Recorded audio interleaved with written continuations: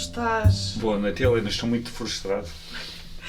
A sério, no capítulo final da Certo. nossa segunda temporada. É exato, tanto que até te posso já adiantar, quando me perguntas o que é a minha coisa linchana desta semana, é o episódio final. É a minha coisa linchana. Eu não vou comentar muito, mas é a minha coisa linchana. Porque quer dizer, eu... Felizmente ou infelizmente, não é felizmente, obviamente, que o David Lynch já morreu, porque senão eu matava-o. Não vale a pena dar aqui com meias palavras, né? Quer dizer, uma pessoa... E o Mark Frost, podes ainda matar o Mark Frost.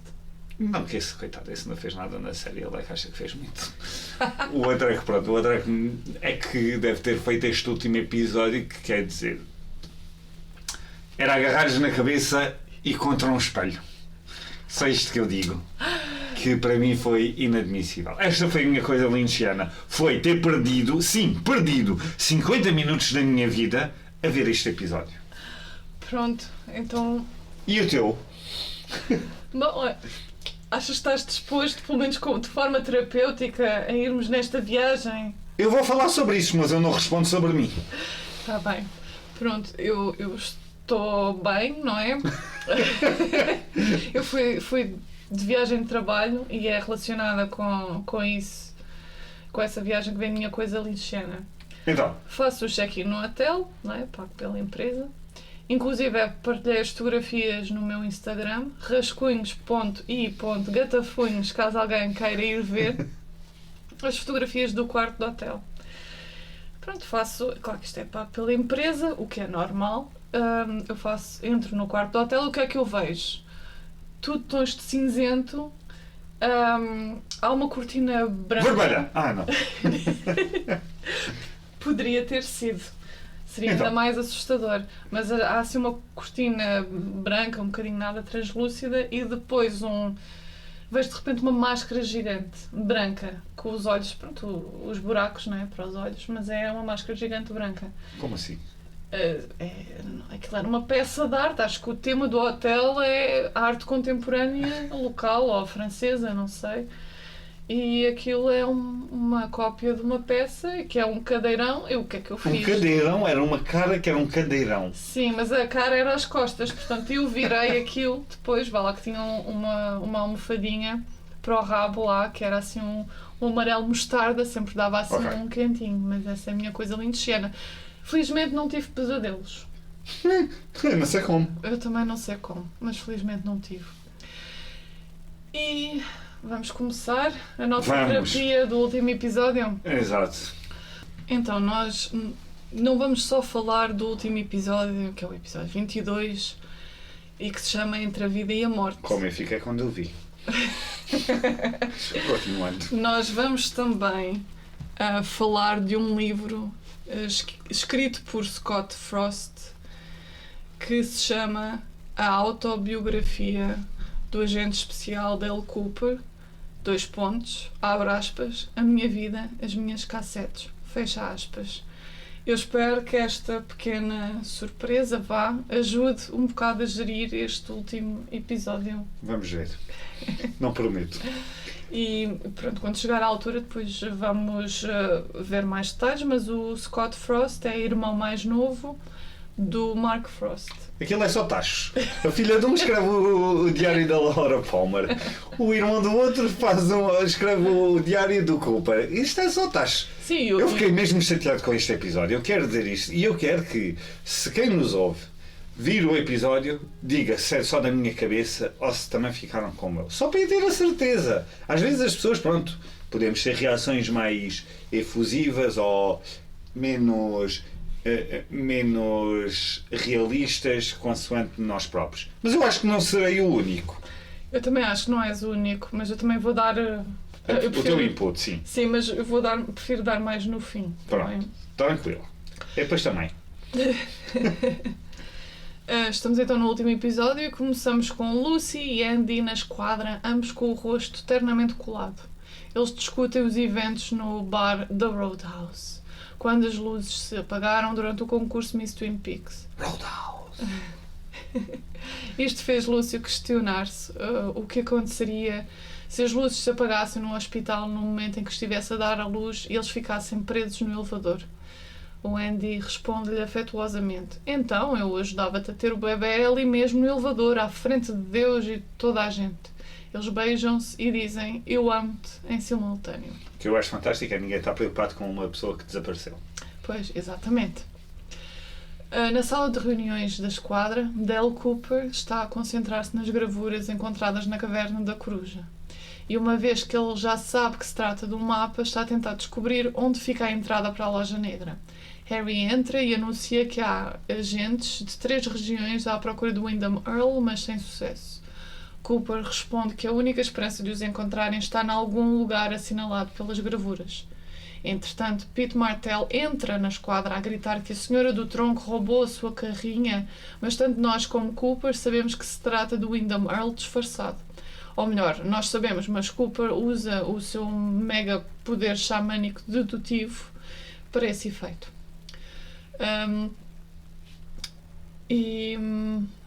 Nós temos o Pete Martell a dizer que ela roubou-lhe o carro, que é uma Dodge Pickup de 68, que tentou ir atrás dele, mas o Cooper diz não foi ela vem a caminho daqui. Como é que ele sabe que ela vai a caminho de lá? Eu acho que é por causa desse dito poder dele. Xamânico. Só sim, pode. que ele é um receptor forte. Não, ele é um strong sender, foi o que ele disse. Eu sou um grande emanador, mas também ele deve ser ali um receptor, enfim. O Harry faz uma ligação com aquilo que o Cooper diz e começa a olhar para as marcas, não é? Que eles colocaram lá na esquadra, não é? O esboço daquilo que eles viram na Gruta da Coruja, à procura de respostas. O Pete acrescenta que havia 12 trutas arco-íris na caixa da carrinha dele. E depois, neste momento, o Harry reconhece algo no mapa. Um círculo de 12 plátanos à volta de um mini lago negro. Um lugar que se chama de Glastonbury Grove. O Rock diz que foi lá que ele encontrou a toalha ensanguentada e as páginas do diário da Laura Palmer. Agora vamos fazer uma à parte e referir que este lugar adotou o nome da cidade inglesa de Glastonbury, onde se diz que é o sítio onde o rei Arthur foi enterrado. A mítica ilha de Avalon é inspirada na colina que tem o Glastonbury Tor, que é uma simples torre e era um lugar sagrado antes da chegada do cristianismo. Havia um poço sagrado, alimentado por uma fonte que nunca secava, e na época cristã este poço passou a ser chamado de Poço do Cálice. Diz a lenda que José de Arimateia, o homem que levou o corpo de Cristo e o colocou no túmulo após a crucificação, chegou à Grã-Bretanha, especificamente à ilha de Avalon. Na época era uma ilha cercada por rios e pântanos. Ele trouxe 2 cálices que continham gotas do sangue de Cristo e o cálice usado por Cristo na última ceia. O cálice, ou Santo Graal, desapareceu e a busca por ele tornou-se um objetivo primordial dos cavaleiros arturianos. As 12 árvores à volta do lago redondo são evocativas dos 12 cavaleiros da Távola Redonda. A lenda também diz que é nesta zona que o véu entre o mundo dos espíritos e o nosso mundo material fica mais permeável, e pelo menos a minha interpretação é que o facto de utilizarem a Loja Negra a par de uma referência a Glastonbury é um bocado como dizer que aqueles que procuram poder normalmente têm intenções materialistas e pouco puras. É capaz. Exato. Só pode, não é? Sim, sim. No fundo, nós estamos todos aqui nestes sacos de carne. Sim. Nós queremos sobreviver, portanto, nós não somos entidades puramente espirituais e puras. Cooper estava em modo xamânico e, como tu estavas a dizer, vaticinou que a Senhora do Tronco ia chegar. E depois dela chegar e ser esclarecido o que verdadeiramente aconteceu com a carrinha do Pete Martell, a Margaret, que é como a Senhora do Tronco se chama, não nos esqueçamos, traz um frasco de vidro com óleo. E esse óleo é aquilo que o marido dela chamou de uma abertura para um portal, quando ele trouxe para casa uma noite pouco antes de morrer. Cooper cheira o óleo e depois deixa Harry cheirar. O Harry diz óleo de motor queimado. Ambos os homens recordam-se de Jacobi, do psiquiatra Lawrence Jacobi, ter cheirado o mesmo na noite em que foi atacado. Em seguida, Ronette Pulaski, não sei se lembram, que estava ali ao lado, sabe Deus porquê, é trazida pelo Ock. Sim, e a última vez que soubemos ela estava no hospital ali em convulsões e não sei o quê. Exato. Depois Nada. Está ali fresca e fofa, como se nada tivesse acontecido. E, no entanto, ela era um elemento essencial para saber quem é o Bob, onde é que está o Bob, enfim, não percebo. É a única rapariga que realmente parece uma jovem nesta série. Continuando. Isso é verdade. É uma jovem para aí de 18 anos. Sim. Ela é trazida e Cooper pergunta se ela reconhece o cheiro. Ela está vestida tal e qual como uma jovem da sua idade, Sim. não é? Ela encolhe-se e refugia-se nos braços do Ock porque recordou-se da noite em que a Laura foi morta e de ter estado presa no vagão do comboio. Mudamos de cena e vemos a carrinha de Pete a parar na floresta com Wyndham e Annie a chegar a Glastonbury Grove. Ele apresenta-se a Annie. Annie diz: se me vais matar porque não acabas logo com isto. Wyndham responde: há muito tempo para isso, mas eu gosto do medo. Aquilo faz muito lembrar Bob, pois o terror parece alimentá-lo. Não sei o que é que achas. Acho que sim. Porque ele próprio, mesmo aquilo que falámos no episódio anterior, na semana passada, a questão dos Duke Pass e essa relação de praticar o mal só pelo mal é aqui um bom exemplo tanto do Wyndham Earl como do próprio Bob. Pois, ele é um Duke, um feiticeiro do mal. Um feiticeiro de magia negra. Ele sai da carrinha e leva a Annie com ele pela floresta e ela vai recitando orações durante um bocado. Depois pergunta a Wyndham o que estão a fazer ali, ao que ele responde: tu e eu temos um encontro no fim do mundo. Annie diz que Cooper virá buscá-la. Wyndham Earl afirma que ele não virá e acrescenta: aconteceu a mesma coisa da última vez, quando ele se apaixonou pela minha mulher. Naquela altura relevei o rapaz até ao limite. Quando Wyndham coloca a Annie no círculo que os plátanos fazem, ela cai em transe e deixa de resistir a Wyndham.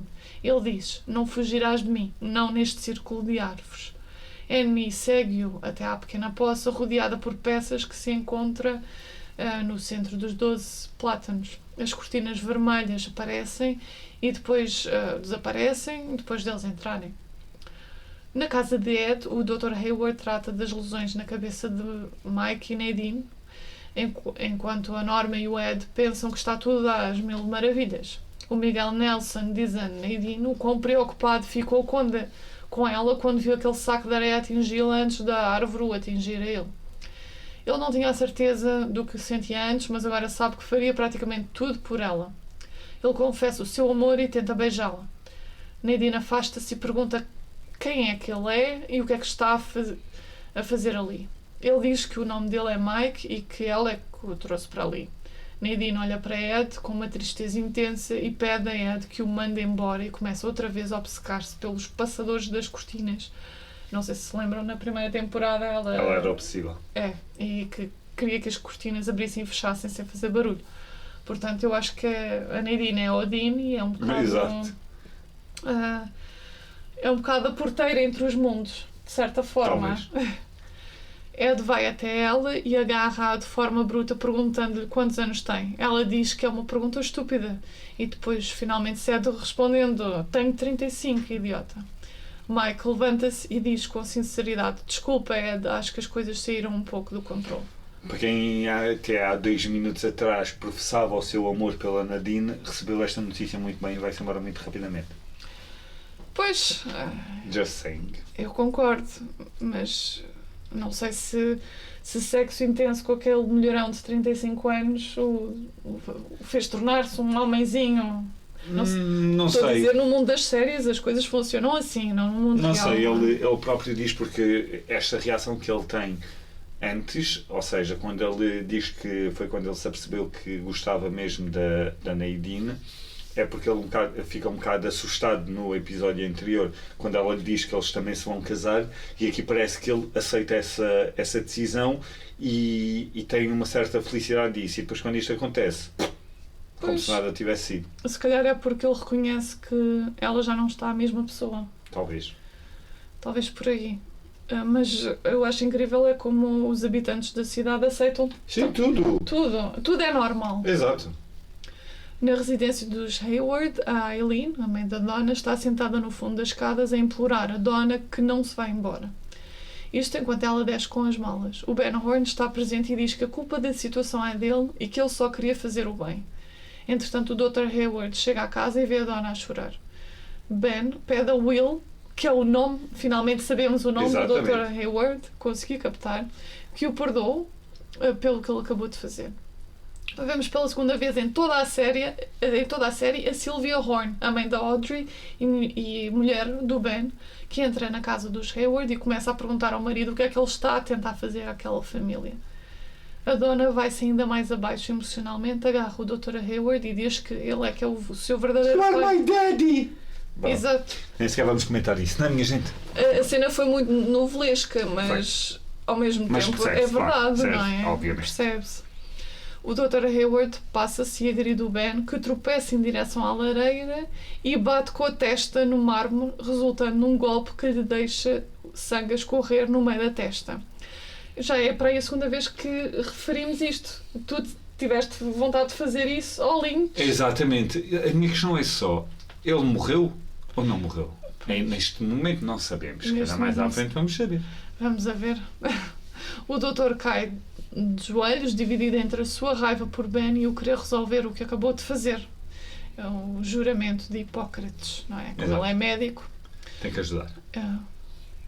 Andrew Packard, noutra cena, não é? Tira a chave do porta-bolos da cozinha da casa do Pete e da Catherine Martell. Ele sabia que a reconhecia como uma chave de cofre e substituía por uma chave semelhante. Entretanto, o Pete Martell aparece atrás dele depois de testemunhar a troca. Mudamos de cena e Harry e Cooper encontram a carrinha de Pete na floresta quando chegam a Glastonbury Grove. Seguindo os passos de Windham e Annie pela floresta, chegam a um certo ponto e Cooper para. Ele vira-se para Harry e diz que tem de continuar sozinho. Harry concorda, mas depois de Cooper avançar alguns metros, ele segue-o para se certificar que o amigo vai ficar bem. Cooper ouve uma coruja por perto e avista antes de chegar aos 12 plátanos. Ele encontra a poça escura rodeada por pedras e descobre mais pegadas. Depois de segui-las até à zona dos plátanos, as cortinas vermelhas aparecem. Depois desaparecem de Cooper entrar. Harry está uns passos atrás dele a observar tudo abismado. Pouco depois, Andy aproxima-se e fica com Harry à espera de Cooper. Lá dentro, Cooper caminha por um corredor alinhado com as mesmas cortinas vermelhas e o mesmo padrão no chão do quarto vermelho do seu sonho. Ele segue o som da música Sycamore Trees, que traduzida à letra significa plátanos. Já que falámos de Rei Arthur, na mitologia celta, os plátanos são árvores que ligam o céu, a terra e o submundo, funcionando como uma espécie de casa dos espíritos e são plantadas para darem proteção. Desconhecia. Eu também desconhecia, mas pronto, esta série abriu estes caminhos. Exato, é isso. Depois Cooper, numa sala exatamente igual àquela onde Laura lhe disse a identidade do assassino do mesmo sonho, vê o homem do outro lugar a aparecer de trás das cortinas. E depois esse homenzinho dança até ao seu sofá. E de repente, luzes estroboscópicas enchem a sala enquanto o cantor termina a sua atuação de Sycamore Trees iluminado por um holofote. O homem do outro lugar olha para trás, para Cooper, que está ali parado. O cantor desaparece depois da canção terminar. Cá fora o dia amanhece em Glastonbury Grove. Andy e Harry assentam-se num tronco caído. Harry diz: já passaram cerca de 10 horas desde que ele entrou ali. Andy está a tentar apurar se Harry quer pequeno almoço, café e tarte. No entanto, Harry está completamente concentrado no local onde Cooper desapareceu, a ponderar o que poderá estar a acontecer onde Cooper está e a esperar sinceramente que o seu amigo esteja bem. Mas isso não o impede de querer sobremesa. Óbvio. Uma tarte, não é? Sempre. Na agência de poupança e crédito Twin Peaks, Audrey chega e acorrenta-se à caixa forte do banco. Ela diz ao gerente do banco para ligar para a Gazeta Twin Peaks e dizer ao editor que ela se acorrentou à caixa forte em protesto contra as ligações financeiras da agência ao projeto de desenvolvimento de Ghostwood. Ela tenciona ficar lá até que uma reunião da Câmara seja realizada para debater o futuro do ambiente e os efeitos do projeto sobre ele. Outra pessoa entra no banco e o gerente vai ao seu encontro. Ele fica abismado, pois trata-se do supostamente falecido Andrew Packard, acompanhado por Pete Martell. Andrew diz ao gerente que tem um favor a pedir e pergunta se ele reconhece a chave. Caminham até à caixa forte e Andrew pergunta a Audrey porque é que ela está acorrentada ao dito cofre, ao que Audrey responde: desobediência civil. Andrew parece impressionado com as ações de Audrey e eles entram no cofre.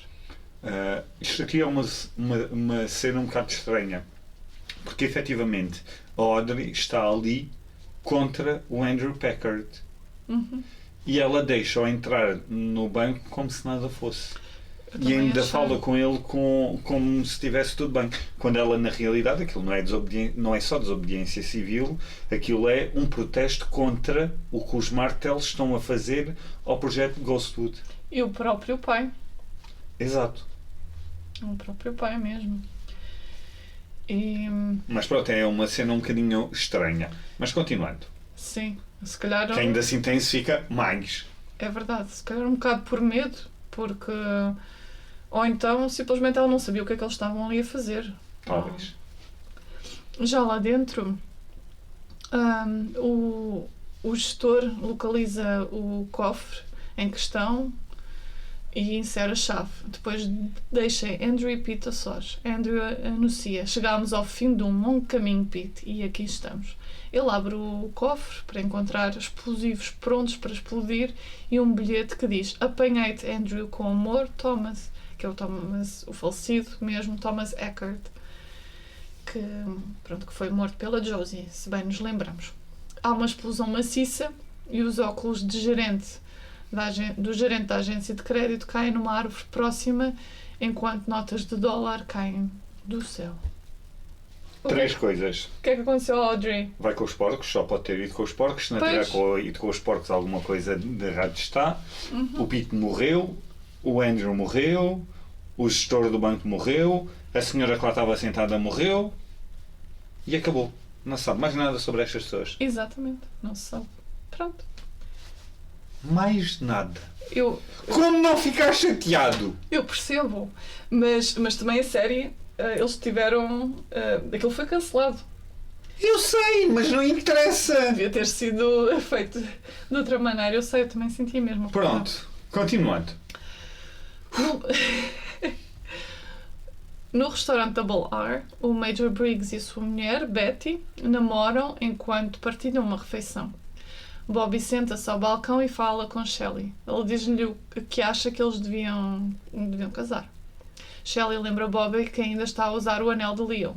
A empregada de mesa alemã Heidi chega e a primeira cena no bar...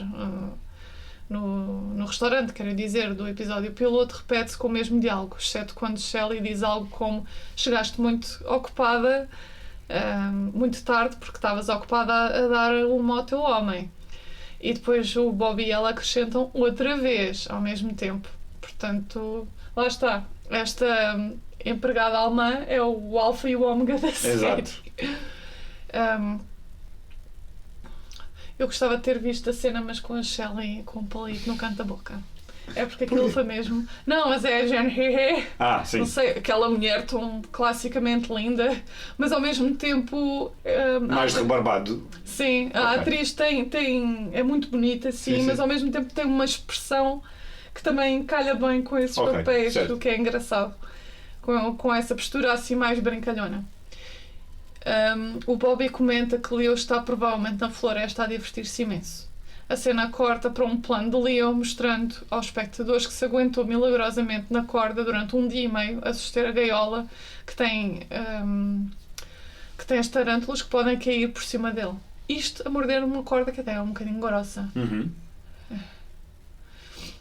Ao mesmo tempo, parece que o Leo é a arraia miúda que serve o verdadeiro senhor do mal e que, quando é tarde demais ou já deu o que tinha a dar, acaba sempre por sair prejudicado.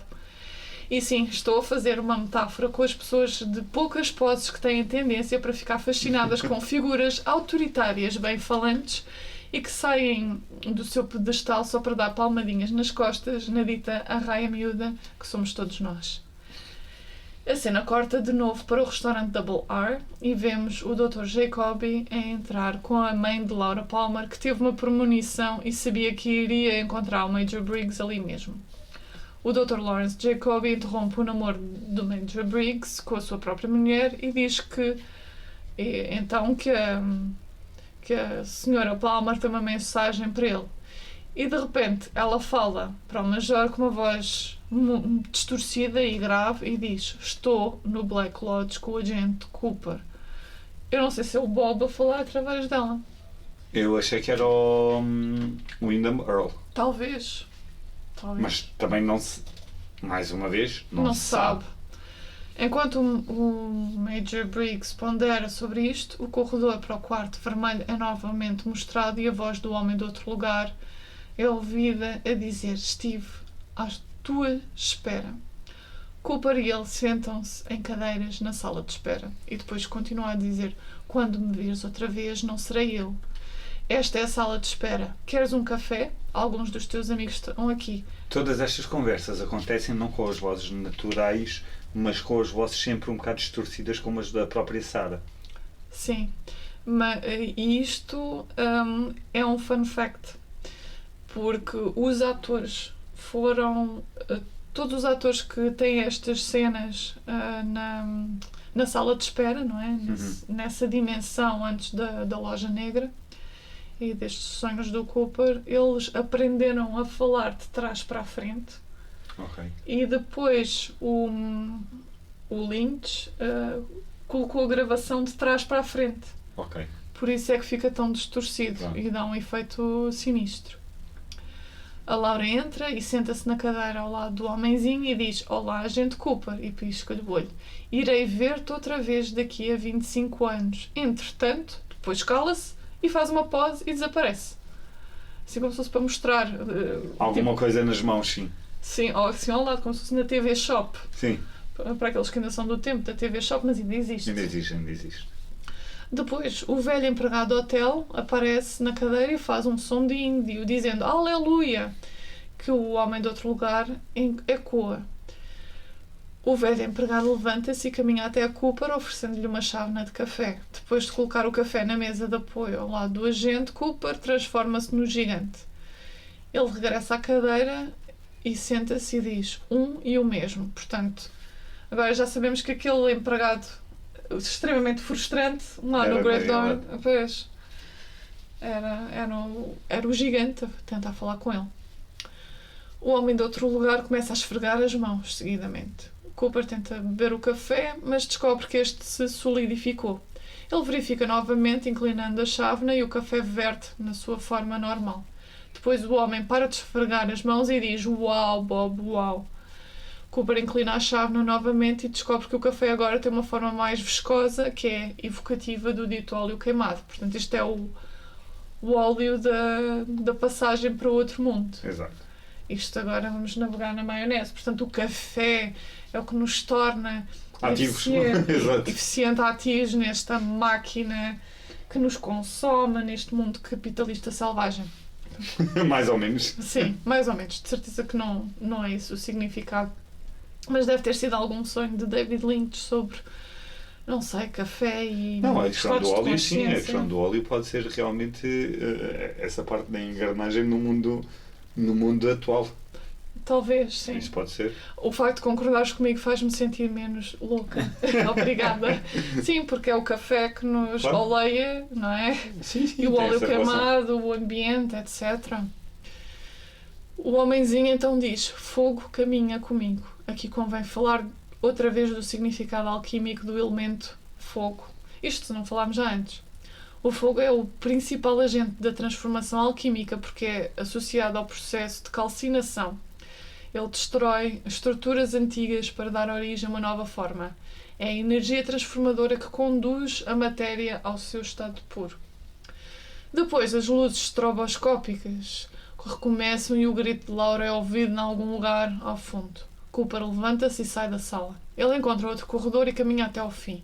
E anda um bocado perdido nas salas até que está numa em que a prima Maddie aparece dizendo: sou a Maddie, cuida da minha prima, e depois desaparece.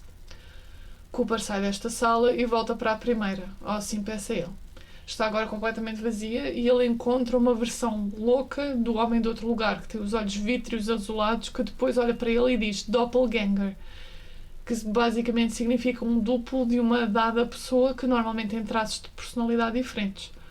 Do outro lado da sala, Uma cadeira dupla aparece com o doppelganger de Laura sentado nela, mas com os olhos azuis vítreos, lá está, a dizer a palavra entretanto, mas de uma forma maníaca, antes de começar a gritar de forma estridente. Ela corre até Cooper, enquanto continua a gritar desalmadamente. Cooper vê o rosto de Windham Earle por um instante, sobreposto ao do doppelganger de Laura. Ele foge da sala, segue por outro corredor e entra noutra sala. Nessa mesma sala que ele entrou, Cooper descobre que foi esfaqueado de forma semelhante à forma em que ele foi ferido em Pittsburgh, quando a sua antiga amada Caroline, esposa de Windham Earle, morreu. Ele vira-se e segue o sangue de volta na direção de onde veio. Pelo corredor e de volta àquela sala, ele vê a Caroline e ele próprio deitados no chão. Lá está, da mesma forma que tinha ocorrido em Pittsburgh quando ela faleceu. Ele diz o nome de Caroline e ela transforma-se em Annie, levanta a cabeça e olha à sua volta, atordoada e confusa. Ele chama-a repetidamente e depois começa a procurá-la noutras salas. Cooper entra numa sala e encontra Annie parada ali com o vestido que usou no concurso de Miss Twin Peaks. Ela diz: Dale, vi o rosto do homem que me matou. E depois de uma interação confusa, ela transforma-se em Caroline a usar o vestido da Caroline. Sou eu, diz ela com os olhos vítreos e brancos dos doppelgangers. Cooper diz Caroline, então ela volta a ser Annie, a usar o vestido de Caroline e afirma: deve estar enganado, eu estou viva. De repente, é agora o doppelganger de Laura com aquele mesmo grito estridente. Quando ela para de gritar, Cooper parece assustado porque é o Windham Earle que ele está a encarar. Annie aparece ao lado deles, depois desaparece. Windham diz: se me deres a tua alma, deixo a Annie viver. Cooper responde que sim e depois Windham esfaqueia Cooper. Depois o tempo inverte-se, eliminando a facada. A sala está agora escura e Bob está agora à frente de Cooper com Windham nas suas garras. Windham está a gritar em terror absoluto. Depois Bob ordena-lhe que se cale. Bob diz a Cooper: tu vai, ele não pode pedir a tua alma. Eu levarei a dele, do Windham Earle. Bob acena com a mão sobre Windham e uma chama sai da sua cabeça enquanto a alma do Windham Earle é extinta. Eu não consegui perceber por que raio é que Bob quer a alma de Windham Earle, mas não aproveita para atacar Cooper. Não consigo perceber isso. Porque é sempre um jogo, sempre foi um jogo para o Bob. Tudo é um jogo de brincar com o medo das pessoas e tudo. E eu dei uma sensação que ele com o Cooper ainda não parou de brincar. O Windham Earle já atingiu aquele ponto, quer quase assumir a postura do Bob, porque na realidade ele começa a enverdar por um caminho muito semelhante ao do Bob, a matar pessoas, a aterrorizá-las e tudo, e acho que é por isso que o Bob lhe corta as vasas na base de não, este lugar é meu, esta posição é minha, tu ainda és um ser vivo, ainda és uma entidade viva, não podes pedir a alma dos outros, mas eu já cá estou há mais tempo, basicamente. Exatamente. Eu dei uma sensação que era uma coisa assim. Ok, sim, faz todo Talvez. sentido. Bem, o Bob no fundo é o capitalismo, não é? Exato. Cooper vira-se e afasta-se e não vê o seu doppelganger entrar na sala e aproximar-se de Bob. Eles partilham uma boa gargalhada sobre o destino de Earle e o que está prestes a acontecer a Cooper. Cooper caminha pelo corredor e o doppelganger de Leland salta para fora a gritar: eu não matei ninguém. Cooper caminha à volta dele e olha para trás antes de entrar na próxima sala, enquanto vê o seu doppelganger a sair de trás das cortinas do outro lado do corredor. Cooper começa a correr, a tentar escapar da loja negra, ou pelo menos das entradas para a loja negra, antes que o seu próprio doppelganger o apanhe, mas ele falha e o doppelganger agarra Cooper mesmo antes dele chegar à saída. Cá fora, a noite caiu novamente e Harry continua diligentemente à espera da saída de Cooper. Ele depois vê Cooper e Annie a aparecerem deitados no chão. Truman diz os seus nomes e corre até eles a tentar determinar se estão feridos ou mortos. Na manhã seguinte, Cooper acorda e encontra o Dr. Hayward e Harry a tomarem conta dele enquanto ele está deitado na cama do seu quarto de hotel. Cooper confessa num tom seco: eu não estava a dormir. Ele pergunta então se a Annie está bem. Harry diz-lhe que ela vai ficar bem e que está no hospital. Cooper reage apenas dizendo que precisa de lavar os dentes. Harry ajuda-o a sair da cama e leva-o em direção à casa de banho. Cooper vira-se e afirma novamente que tem de lavar os dentes. Parece assim um bocado mecânico. É. Harry concorda que é uma boa ideia. Na casa de banho, Cooper começa a fazer os movimentos como se fosse, efetivamente, lavar os dentes, depois preme a pasta para o lavatório. Ele olha para o espelho e de repente bate com a cabeça nele, à semelhança do que querias fazer com o Lynch. Exato. Harry e o Dr. Hayward ouvem lá fora e depois o Harry Truman vai à porta perguntar se Cooper está bem. No reflexo do espelho está Bob, que vira a cabeça quando Cooper vira a sua. Cooper tem sangue a escorrer pela testa do ferimento semelhante a Ben Horne e pergunta loucamente e repetidamente como está a Annie. Não é só semelhante ao do Ben Horne, também é semelhante ao do pai da Laura Palmer, o Leland Palmer, quando ele bate com a cabeça várias vezes na esquadra. Sim, que é como se estivesse a tentar fazer o Bob sair. Sim.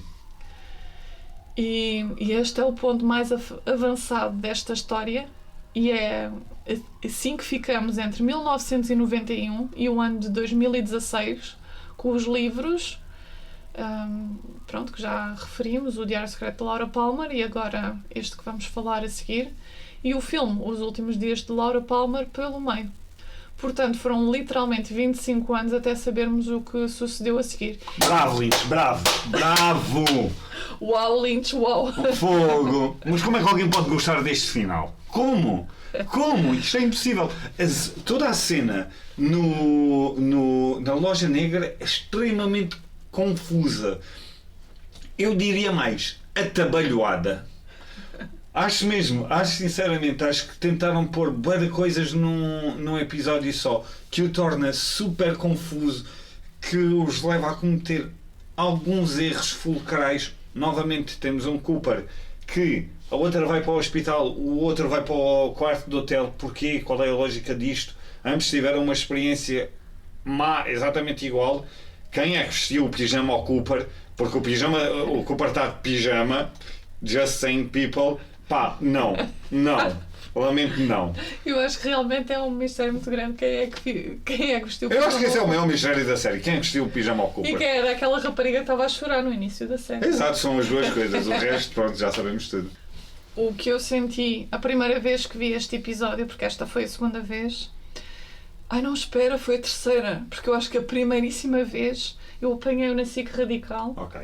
E acho que eu senti a mesma coisa e pensei, a sério, por amor de Deus, eu não quero saber mais disto, da Laura Palmer, não sei o quê. E depois, anos mais tarde, que isto ficou em mim, não é? Os livros e todo o fenómeno, isto ficou aqui um bocado semeado. E então, anos mais tarde é que eu fui ver a série outra vez, toda, porque quis descobrir os mistérios.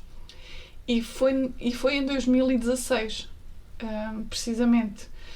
E foi nessa altura que eu depois descobri que foi uma coincidência, porque eu não sabia, que a terceira temporada, o Twin Peaks, o regresso, estava a surgir.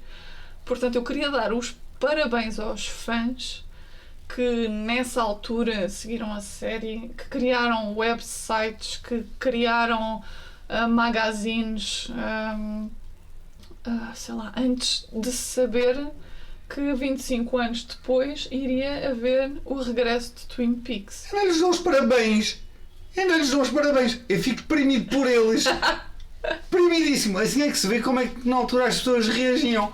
A porcaria da série não te diz nada. Imagina, eu se nos anos 90 tivesse visto isto, eu passava-me. Eu acho que as pessoas passaram-se mesmo. Pois claro, óbvio. Então, mas quer dizer, eu estou em 2020 qualquer coisa, que vocês também não precisam de saber quando é que isto foi gravado. 2025, a gente já disse. Já dissemos, pronto, pá, está bem. É 2025 e estou passado. A gente vai conseguir lançar isto a tempo, portanto. Inadmissível. Para mim, inadmissível. Sim, eu percebo. Eu acho que eu ficaria, ao ver isto de novo, eu sentiria frustração outra vez, porque demasiadas coisas estavam em aberto. Mas como eu tinha a cenourinha da temporada 3, então eu simplesmente pensei, ei, ok, pronto, isto é complicado, mas bora aí à temporada 3. Aliás, quando o filme Fire Walk With Me, que em português está traduzido como Os Últimos Dias de Laura Palmer, saiu, o Lynch foi vaiado em Cannes. Eu só quero dizer uma coisa. Ainda sobre isso. Porque pronto, e tal, depois lançou filmes, e tal, lançou mais coisas. Em 25 anos, quantos fãs é que não morreram sem saber o que é que aconteceu? Tens toda a razão, é injusto. Pois é. E neles ninguém pensa. Eu estou mesmo lixado. Pronto. Por acaso há uma série que eu gosto muito. Chama-se The Good Place. Não sei se conhecem. Mas a série passa-se no além, não é? Daí chamar-se The Good Place, o bom lugar. E mais para a frente, na última temporada dessa série, eles chegam a uma espécie de céu. E há lá umas tigelas com umas gomas, e uma das tigelas tem The Meaning of Twin Peaks. Portanto, quero pensar que é aí que as almas dos fãs estão. Da taça das gomas, de certeza, para serem comidos por parvos. Não! Estou só a dizer. Não pode ser, porque eu acredito que embora o Lynch seja um bocado trickster, É um bocado! é um bocado trickster, mas eu acho que ele gosta das pessoas. Eu acho que sim. 25 anos, é só o que eu vos digo, minha gente. 25 anos. Se fosse eu nunca mais dizia nada do Lynch. Mas ele demonstra imenso respeito pelos fãs. Nota-se. Só isso que eu digo. Mas pronto, continuemos. Pronto, eu acho que estás muito quente, mas eu percebo. Muito. Achas que posso temperar essa frustração com o livro A Autobiografia do Agente Especial? Mas podes. Pronto. Podes. Pronto. O livro chama-se mesmo isso. A Autobiografia do Agente Especial do FBI, Dale Cooper, A Minha Vida, As Minhas Cassetes. Uma das cassetes deve ser Nunca vão saber o que é que me aconteceu. Está tudo bem. Bom, vamos lá. Algumas, pronto. Diane, I will never tell you what happened. Tic, acabou. Continuando. Pronto, acho que não estás assim tão longe da realidade, mas ao mesmo tempo. Ui! Isto vai dar asneira. Mas tá, vamos lá. Pronto, o autor do livro é Scott Frost, irmão do... Sim, epá, e ainda mais o Dr. Hayward foi interpretado pelo pai deles, portanto é mais taxa ainda. Isso é todo um conjunto, isso é todo um set de tachos. Pronto, ele é irmão do co-criador, não é? E foi publicado em 1991. Ou seja, depois do Diário Secreto de Laura Palmer, enquanto a segunda temporada estava no ar. Ou seja, foi antes deste final. Talvez para preparar os fãs. Exato. O Scott Frost entrou no espírito que o irmão tem e que é diferente de David Lynch. Menos simbólico e gosta de estimular o relacionamento dos fãs com a série, transformando-os em colecionadores e analistas de pistas, como se eles fossem agentes do FBI. Ler este livro permitiu-me entender melhor a personalidade do Dale Cooper, como foi formada, as suas motivações e os seus traumas. Eu, como gosto de psicologia, isto ajuda-me também. Também fiquei a perceber melhor o passado partilhado com Windham Earle. Portanto, o livro é dividido por sessões datadas, em que Cooper faz os registros da sua vida diária. É aqui que ficamos a perceber que a Diane é de facto uma pessoa que ele só conhece mais tarde. E quando lemos este livro, ficamos a entender as partes que o compõem. Portanto, primeiro temos a adolescência, dos 13 aos 17 anos. Começamos a história no Natal de 1967. Cooper já tem 13 anos e recebeu do pai o seu primeiro gravador. Reconhecemos ao longo da sua adolescência algo que poderia ser classificado como um certo autismo, que é um foco excessivo em tentar compreender tudo do mundo e a ideia de que tudo está relacionado, só que ainda não compreendemos os padrões. Só que ele está tão focado neles, não é? Porque o termos essa ideia não significa autismo. Exato. Mas aquela obsessão e ele, ao mesmo tempo, tem alguma dificuldade em perceber as nuances dos relacionamentos humanos. Portanto, acho que o Dale Cooper é muito inspirado na personalidade do David Lynch. Mas ele é bastante inteligente e funcional, depois vemos ironia e sentido de humor sofisticado. Ele fala da relação com os pais, em que a mãe já era um pouco atormentada com visões de um homem que gritava e rugia, e que também chegou a ser visto por Cooper ou melhor, chegou a ser visto por ela numa ocasião. Ou seja, como visão, em vez de ser em sonho. Era isso que eu queria dizer. Era a mãe de Cooper que o acalmava nos ataques de asma, que eu não sabia que tinha, mas, pelo visto, ele tinha nessa idade mais sensível e nunca mais se ouviram falar. E nestas cassetes e nesta fase ele falou dos acontecimentos que mais o marcaram. Então, primeiro, foi encontrar a avó morta na cozinha depois do aneurisma. Ela estava a fazer uma tarte de cereja e comentou que o seu rosto parecia estar maquilhado com o recheio da tarte. Porque ela caiu e então caiu por cima. Portanto, dá assim um ar meio bizarro e algo, não é cómico, mas porque eu não o vi como comédia, mas foi bem escrito nesse sentido. Isto foi pouco depois de ter comentado, poucos dias depois, que nunca tinha visto uma pessoa morta. Também temos que notar que ele tinha uma brincadeira em que dava uma password para os pais poderem entrar no seu quarto, sendo que nessa altura a password era Dark Passenger, que significa passageiro obscuro. O segundo ponto foi a morte da mãe, também com aneurisma. O terceiro o terceiro ponto, que são vários acontecimentos, são acontecimentos históricos como a chegada do homem à Lua. Esse acontecimento fez com que o pai lidasse com o luto. Como é que eu ia dizer? Ele comprou um telescópio e começou a desenhar mapas da Lua. E ele começou a vendê-los na sua reprografia, que era um negócio da família. Outro acontecimento foi a morte de Martin Luther King, a fuga do seu irmão para o Canadá para não ir para a guerra do Vietnã.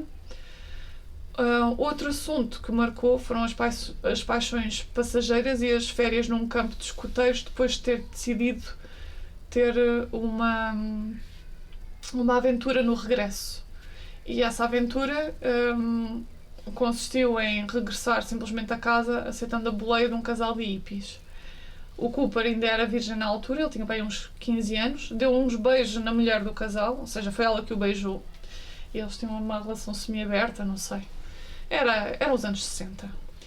E depois o Cooper, mesmo com 15 anos, é que estava a guiar a carrinha pela estrada fora, enquanto o casal fazia amor na parte de trás do veículo, debaixo de uma pirâmide de vidro colado ao teto para maximizar as energias.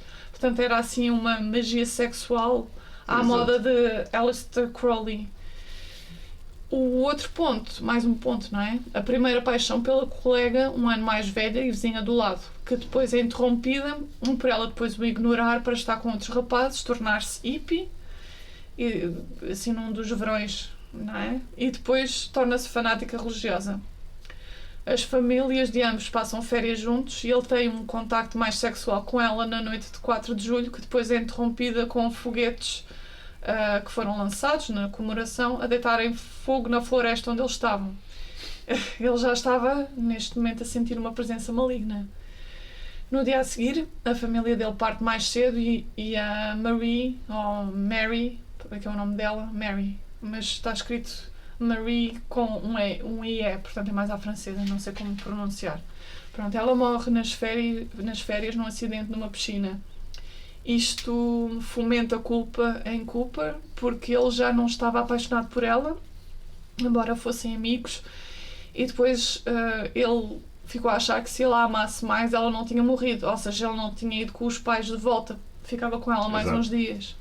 Isto vinca nele a sensação de que neste mundo tudo o que é feito de bondade acaba sempre por ser caçado ou morto.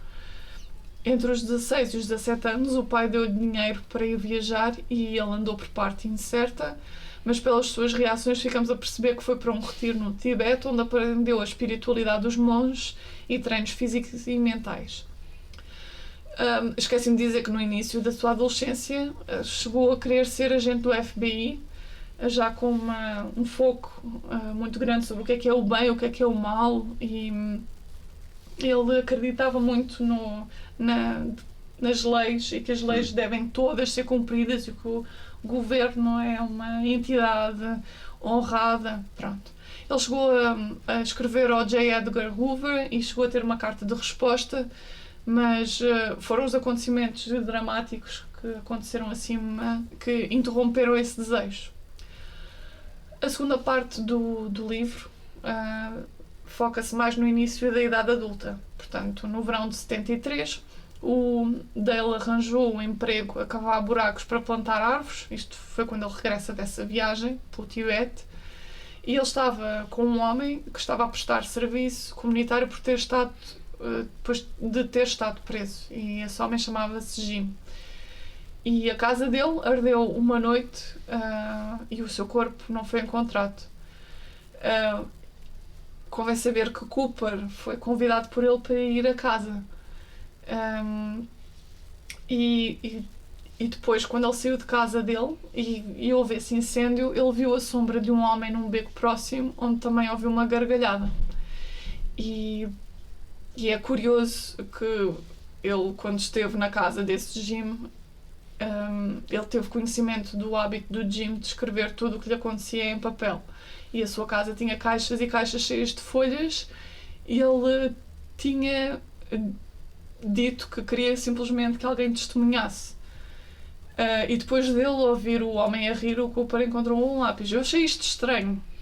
Isto faz lembrar o rapaz que tinha o diário da Laura Palmer, o diário verdadeiro da Laura Palmer, e claramente vê-se aqui que quer dizer que desde o início o Bob, ou uma entidade semelhante ao Bob, segue um bocado o Cooper. É verdade. Ou dá essa sensação. Pois dá, e ao mesmo tempo o Cooper é quase uma espécie de catalisador. Sim, sim.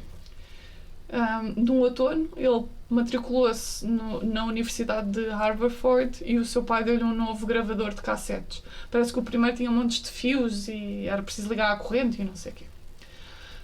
Ele sentiu-se atraído por uma rapariga chamada Andy, que estudava numa universidade vizinha. Os dois tiveram um encontro sexual, mas foram apanhados por alunos das suas respectivas escolas. Posteriormente, ele descobriu que ela iria para a Holanda com o marido. Também se envolveu com outra rapariga da mesma universidade por uma noite que lhe disse que também era casada. Portanto, ele não tem muita sorte com as mulheres. Pelo menos ele sofre assim de rejeição ou falecem. Ele escolhe sempre mulheres casadas. Pois. Sem ser a Annie, claramente foi sempre mulheres casadas. Pois. Em novembro de 73, perseguiu um homem que acreditava ser uma espécie de predador e acabou por encontrar uma jovem que tinha sido espancada e esfaqueada até à morte. É curioso notar aqui que entre o momento em que perdeu o homem de vista e viu a vítima, sentiu uma presença maligna palpável. O autor do seu assassinato nunca foi descoberto, assim como quem incendiou a casa dele. Exato. Portanto... Dele, do Jim. Do Jim, exatamente. O Dale regressou a casa para o Natal e começou a fazer experiências para ver quanto tempo conseguia funcionar sem dormir. Durante este período ponderou que nunca tinha gostado do nome Dale e desejou ser um índio à paz chamado Ten Sticks. E também começou a expressar dúvidas de que Lee Harvey Oswald não tivesse agido sozinho no assassinato de John Kennedy e que a sua morte não estava relacionada com a morte de Marilyn Monroe. Uma à parte. Quando ele entra no FBI e com o desenvolver das suas técnicas, ele reafirma a teoria de que o assassinato que o assassino de JFK não agiu sozinho.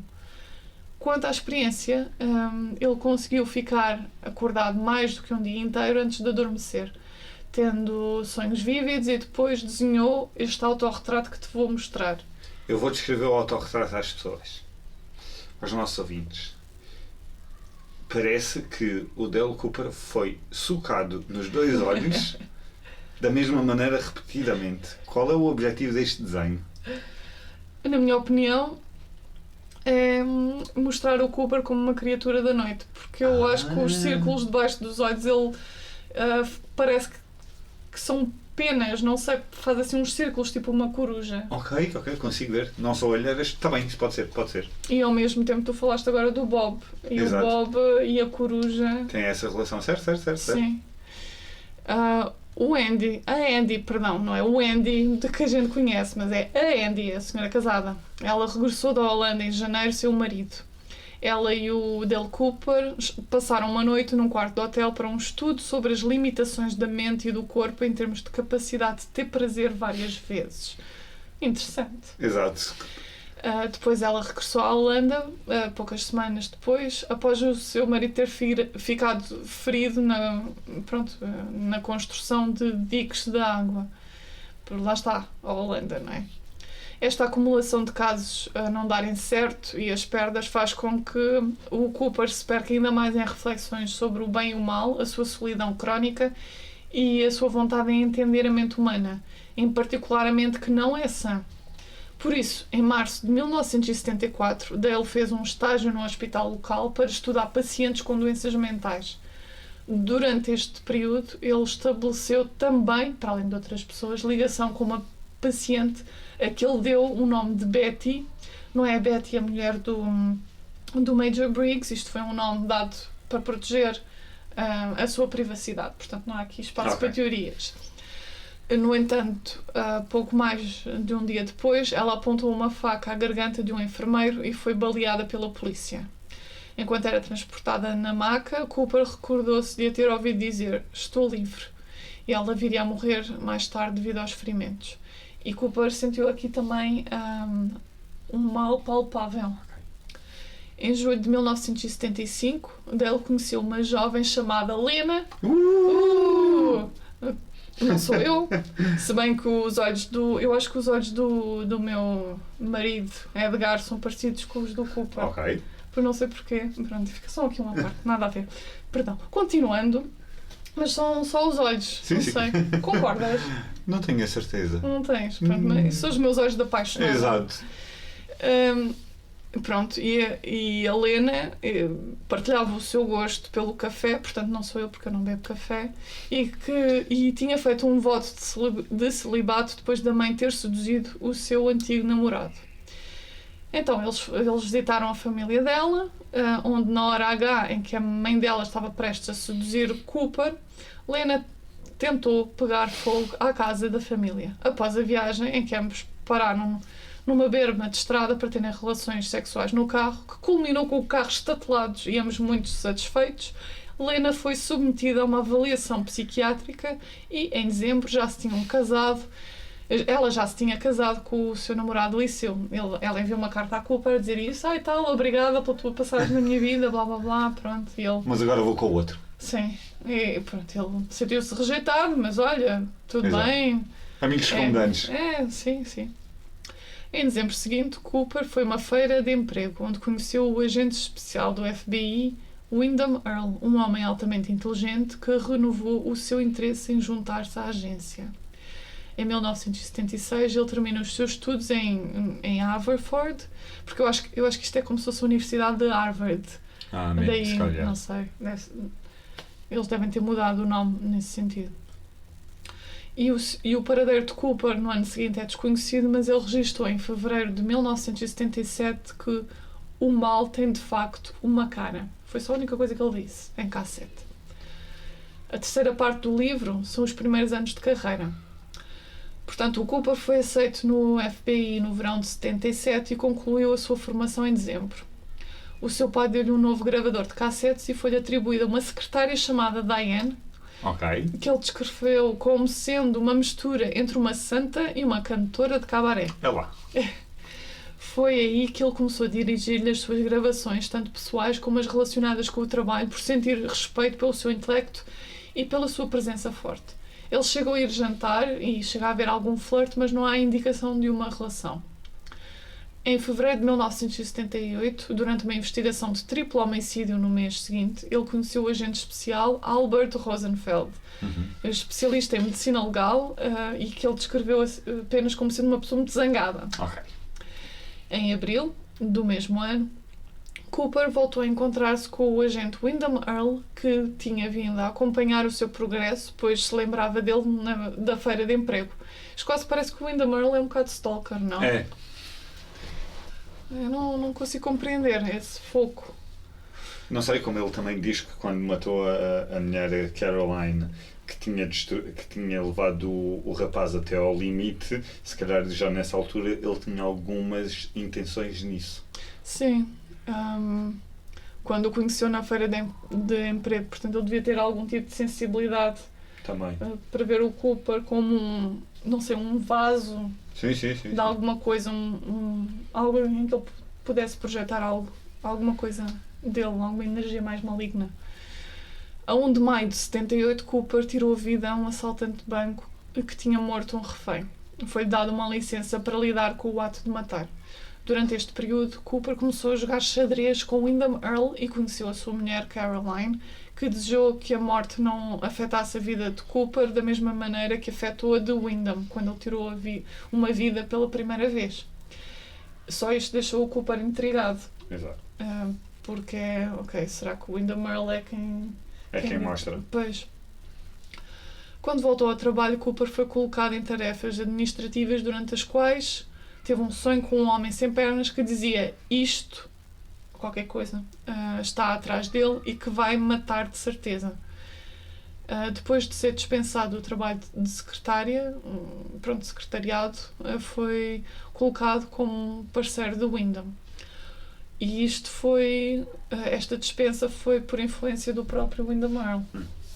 Cooper depois foi colocado na investigação de um homem que tinha sido assassinado, cujo rosto estava destruído e as suas mãos tinham sido removidas. Ele suspeitou que o crime fosse resultado de crime organizado. Ao mesmo tempo que ele começou a reparar que o Wyndham Earle estava a agir de forma estranha e desapareceu, ele chegou a encontrar 2 mãos decepadas, em que uma tinha um quadrado assim de papel, um cubo de papel branco, e outra tinha um cubo de papel negro em cada mão. Portanto, isto no fundo parece-me ser uma referência à Black loja... Lodge e White Lodge. às lojas brancas e negras, exato. E enquanto a investigação decorria, não é, o Dale começou a criar uma ligação com a Caroline e confortando-a durante a ausência do Wyndham, ou seja, tudo platónico ainda. Depois, lá está, eles encontraram as mãos pertencentes a esse corpo, que estavam com os ditos cubos. O Cooper foi apresentado ao diretor adjunto da Divisão de Investigação Criminal, que é o nosso Gordon Cole, que fala muito alto. Exato. Que é surdo comer uma porta e só consegue ouvir a voz da Shelley. Exatamente. E que ele estava a supervisionar o caso. A Caroline recebeu uma chamada do Wyndham a 3 de agosto, durante a qual ele apenas disse: "Estou a afundar-me". No dia seguinte, Earle apareceu no escritório e colapsou.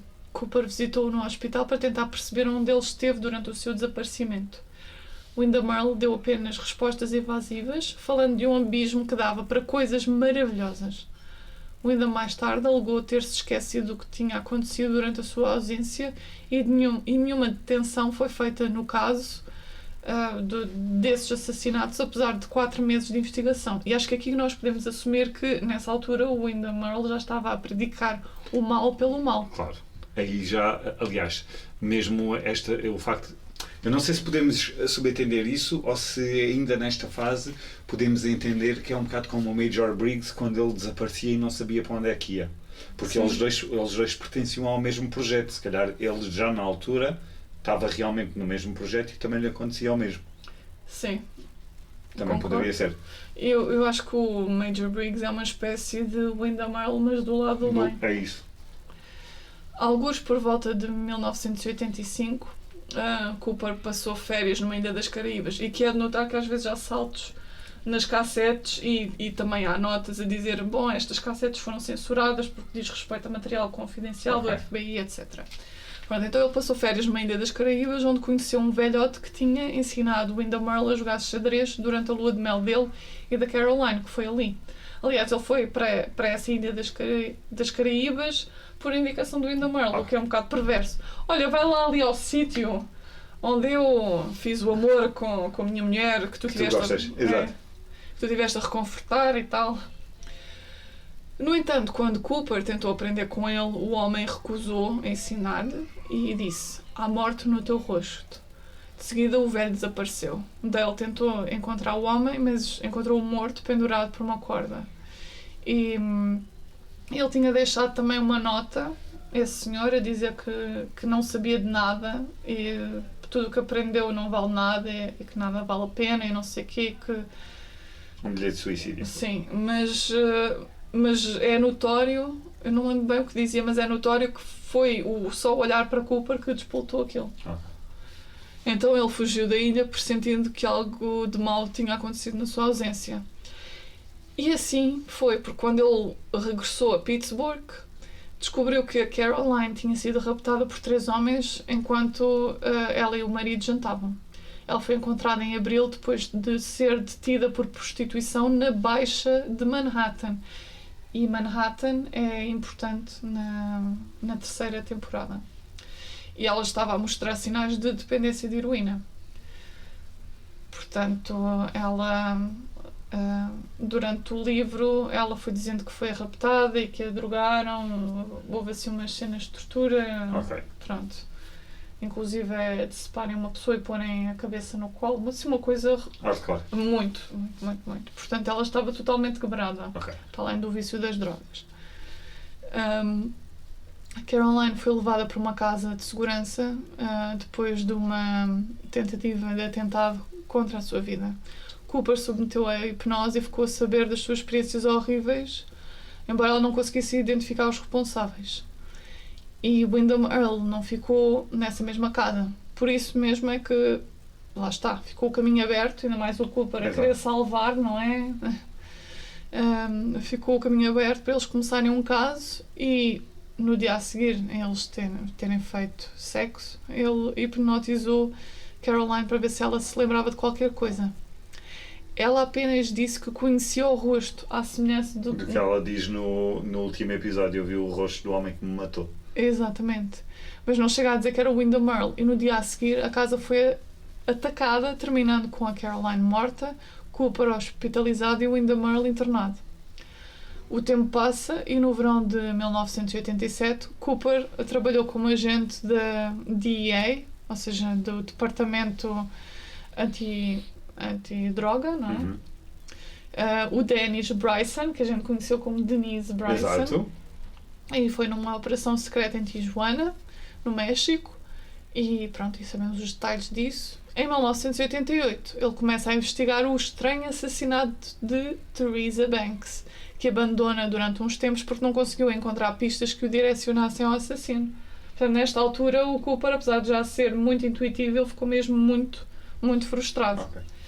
Um ano depois, em fevereiro de 1989, entre considerações sobre cartas de Windham Earle que ia recebendo de vez em quando,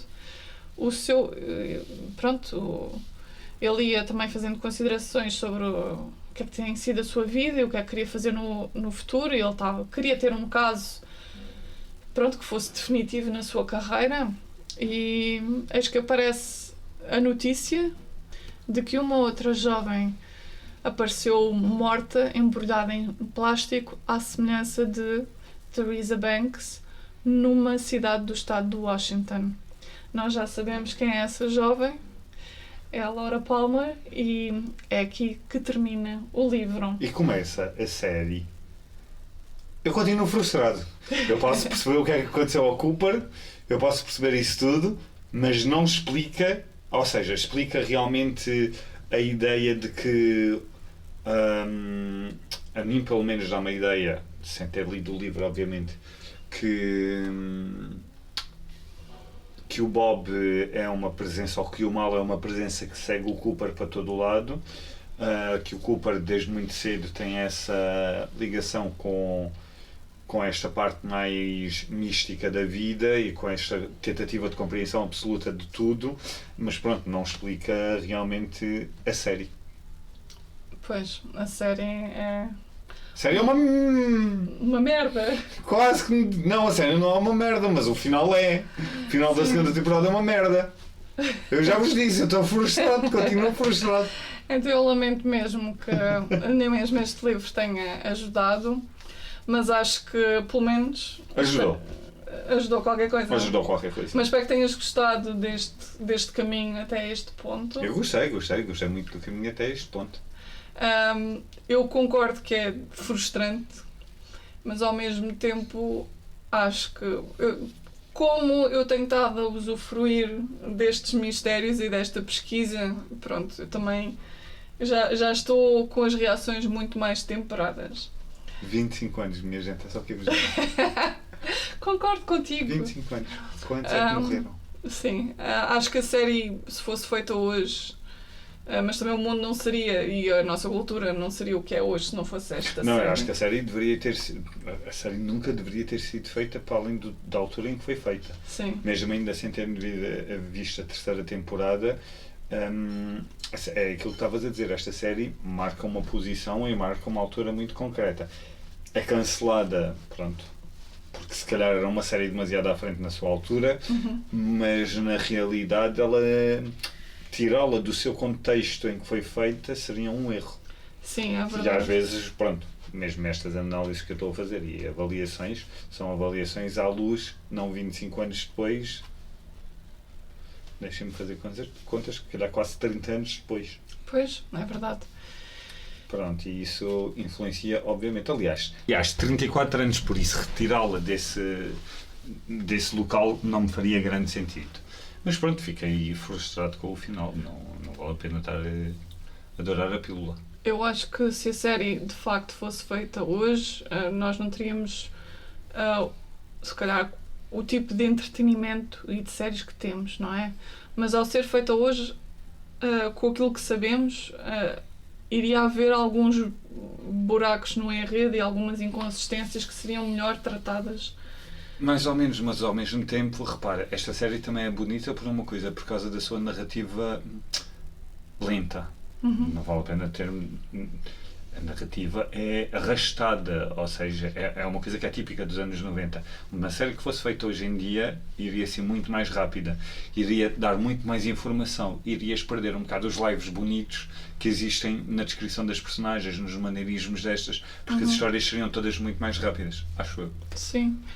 Sim, acho que no fundo isto trata-se de dois homens a tentarem fazer arte num objeto que é a televisão, que serve para dar informações e para entreter. Exatamente.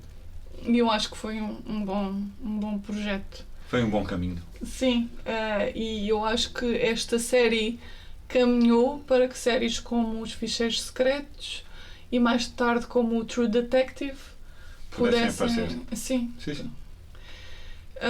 De resto, achas que o Leo ainda está o Leo Johnson com a corda nos dentes? Ainda, de certeza. De certeza. A Audrey foi com os porcos aos pedacinhos, o Leo está a agarrar na corda e a Norma nunca se vai casar com o Ed. Sim. E o que é que podemos dizer aos nossos ouvintes, ou seja, às nossas mães? Queremos saber as vossas opiniões sobre este episódio. O que é que acharam sobre os mistérios que ficam em aberto, se gostaram, se também ficaram curiosos para ler o livro através do resumo que a Helena fez. Isso é o que eu faria. E em termos de futuro deste podcast? A ver, vamos. Acho que é assim. 25 anos depois, a gente está cá outra vez. Talvez não seja preciso tanto. Mas vou comunicando no Instagram rascunhos.bi.gatafunhos como é que este projeto irá seguir. Este podcast foi feito também primeiro para mergulharmos nos mistérios de Twin Peaks, mas também a vida tem acontecido tanto a mim como ao Cláudio muito intensamente. Portanto, vamos aqui alinhar os chakras. É isso. E vamos ver o que é que se segue. Talvez continuemos com este universo, mas ao continuarmos, de certeza que vai haver uma ponte para falarmos de filmes e outras séries de culto. E se calhar até da mesma terceira temporada. Exatamente. Portanto, até lá, não se esqueçam. As corujas não são o que parecem.